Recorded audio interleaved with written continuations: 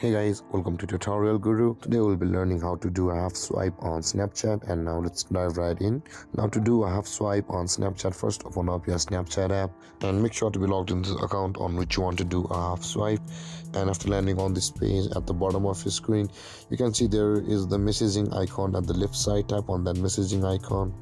Now in order to do a half swipe, guys, you need to know a thing, that is that you will be required to only tap on their Bitmoji or their profile picture and swipe that to the right. So to do that, just tap on it and do that. If you swipe it just like this, on the function of maps will open.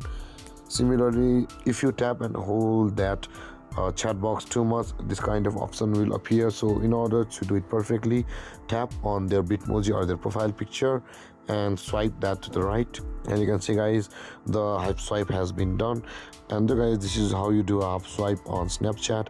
And if you have any confusions or questions regarding the topic, feel free to comment in the comment section below, and don't forget to like, subscribe and hit that bell icon for more videos.